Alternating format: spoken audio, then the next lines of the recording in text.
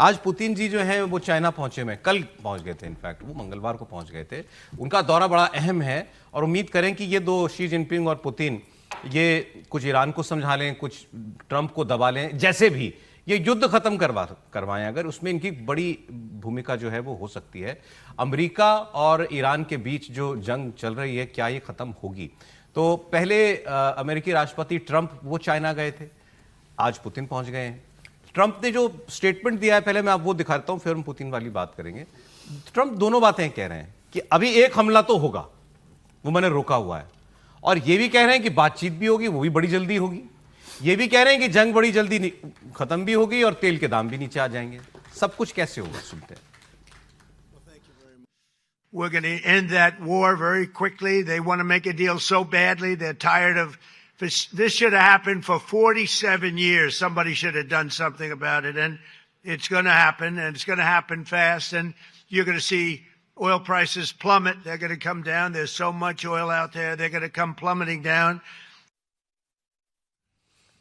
कैसे होगा सर? ये वो तो सारी बातें बता गया। अच्छा, पुतिन वाली तस्वीरें भी दिखा दीजिए। चलिए, अब डोनाल्ड ट्रंप के बीजिंग दौरे के 7 दिनों के बाद रूस के राष्ट्रपति व्लादिमीर पुतिन वो पहुंच गए हैं। वो देखिए, ऐसा स्वागत तो नहीं किया था इन्होंने ट्रंप का, बेईमानी कर रहे हैं चीन वाले सर, ऐसा स्वागत तो नहीं था। ये तो दोस्त वाला स्वागत किया है इन्होंने पुतिन का, दिल से आपका स्वागत है टाइप। और पुतिन तो दोस्त है ना चीन के।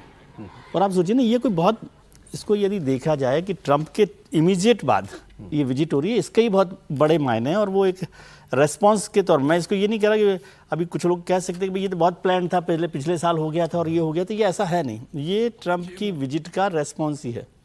और पुतिन के साथ अब जो ऑप्टिक्स यहाँ पर होंगे, उससे आप कंपेयर कर सकेंगे कि चाइना और रशिया और चाइना और अमेरिका। पुतिन ने शी जिनपिंग को कहा है माय डियर फ्रेंड। हाँ, तो इसीलिए कह रहा हूँ कि वो दोनों चीज़ों पर बहुत असर होगा।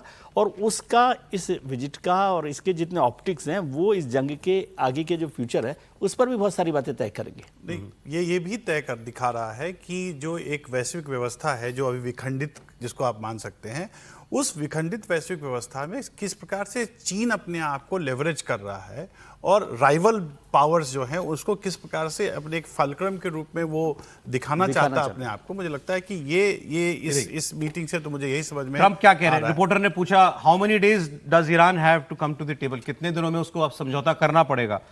तो उसने जवाब दिया ट्रंप ने, 2 days, 3 days, Friday, Saturday, may be Sunday, may be early next week, a limited period of time.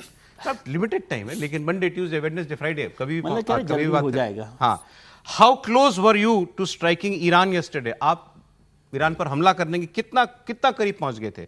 I was an hour away, मैं तो 1 घंटे बाद हमला करने वाला था, मैंने नहीं किया। नहीं, वो तो उस पर उन्होंने बोला था ना कि फिर ट्रंप ने कहा, I got a call yesterday, yes sir could you wait, we think we are close to a deal. मतलब किसी गल्फ कंट्री के नेता ने कहा, बहुत समझौता होने वाला समझौता होने वाला है।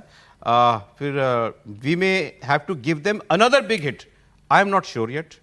उनको एक बार और मारना पड़ेगा मुझे, but I am not sure. गजब आदमी है सर।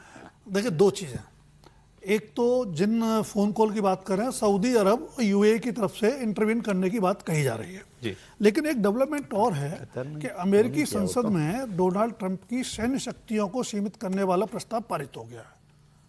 अच्छा, डेमोक्रेट्स का प्रस्ताव था और इसमें ट्रंप की पार्टी के 4 सांसदों ने भी उसका समर्थन किया है। एक डेवलपमेंट तो यह है।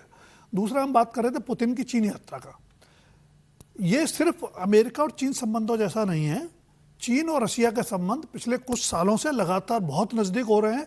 2013 में शी जिनपिंग राष्ट्रपति बनते हैं और तब से अब तक शी जिनपिंग और पुतिन की 40 बार मुलाकात हो चुकी है। 40? जी, मुझे नहीं याद पड़ता दुनिया में किसी 2 देशों के शासनाध्यक्षों और राष्ट्राध्यक्षों की इतनी मुलाकातें हुई होंगी।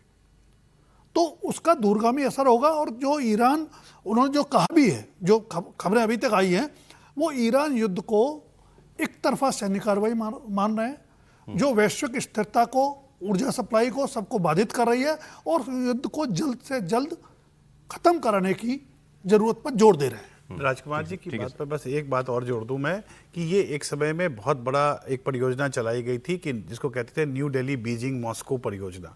तो उस परियोजना में ये दोनों जो देश हैं, चीन और रूस, ये दोनों एक दूसरे के ये समाधान होने वाला है युद्ध का नहीं, इतना बता दें आप, मैं उनकी तो राय जानता हूँ। नहीं, जल्दी इन बातों से क्या लग रहा है? मतलब देखिए, जो ट्रंप की बातें होती हैं वो एक साथ दो चीज़ों को साधती हैं। एक तरफ तो वो अपने डोमेस्टिक पॉलिटिक्स में जो उनके खिलाफ एक काफ़ी गिरावट आ रही है, उनका जनाधार कम हो रहा है, उसको साधने की कोशिश करते हैं।